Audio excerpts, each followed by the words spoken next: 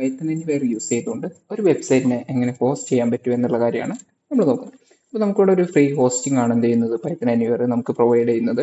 അപ്പോൾ അതുകൊണ്ട് തന്നെ ഞാൻ പൈത്തൺ എനിവെയറിൻ്റെ ഒഫീഷ്യൽ വെബ്സൈറ്റ് ആണ് എന്ത് ചെയ്യുന്നത്, ഫസ്റ്റ് ഓപ്പൺ ചെയ്യുന്നത്.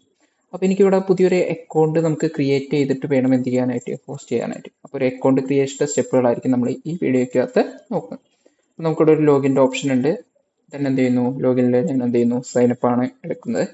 അപ്പോൾ നമുക്കൊരു ബിഗിനർ അക്കൗണ്ട് ആയിട്ടും തുടങ്ങാൻ പറ്റും. അതേപോലെ തന്നെ നമുക്ക് ഡെവലപ്മെന്റിന് വേണ്ടിയുള്ള കാര്യങ്ങളൊക്കെ വെച്ചിട്ട് എന്ത് ചെയ്യാം, എമൗണ്ട് അതായത് പേയ്മെന്റ് ഉള്ള ഒരു വെർഷൻ നമുക്ക് എന്ത് ചെയ്യാൻ പറ്റും, യൂസ് ചെയ്യാനായിട്ട് പറ്റും. അപ്പോൾ ഞാൻ അവിടെ നിന്ന് എന്ത് ചെയ്യുന്നു, ക്രിയേറ്റ് ബിഗിനർ അക്കൗണ്ട് വെച്ചിട്ടാണ് എന്ത് ചെയ്യാൻ പോകുന്നത്, ചെയ്യാനായിട്ട് പോകുന്നത്. അപ്പോൾ അതിനുവേണ്ടി ഞാനിവിടെ എന്ത് ചെയ്യുന്നുണ്ട്, ഒരു യൂസർ നെയിം ക്രിയേറ്റ് ചെയ്ത് കൊടുക്കാനായിട്ടാണ് പോകുന്നത്. അപ്പോൾ യൂസർ നെയിം ആയിട്ട് ഞാൻ എന്ത് ചെയ്തു, AS74 കോഡിംഗ് എന്ന് തന്നെയാണ് എന്ത് ചെയ്യുന്നത്, യൂസർ നെയിം കൊടുത്തിട്ട് തന്നെ എന്ത് ചെയ്യുന്നു, അവിടേക്ക് വേണ്ടി ഒരു ഇമെയിൽ അഡ്രസ്സ്.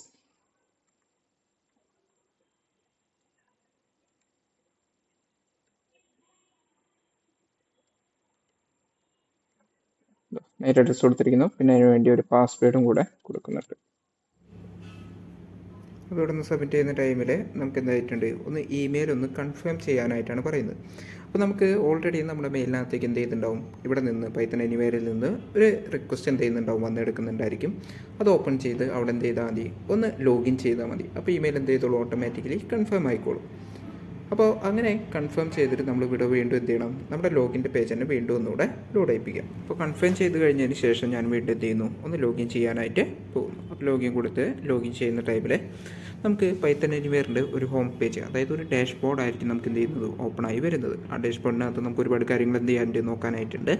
അതൊക്കെ നമുക്ക് എന്ത് ചെയ്യാം, അടുത്തൊരു വീഡിയോയ്ക്കകത്ത് ചെക്ക് ചെയ്യാം. അപ്പോൾ ഈ ഡാഷ്ബോർഡിൽ എങ്ങനെയാണ് നമ്മൾ ഒരു ആപ്ലിക്കേഷൻ ഹോസ്റ്റ് ചെയ്യുന്നത് എന്നുള്ള കാര്യങ്ങളൊക്കെ നമുക്ക് വഴിയെ നോക്കാം.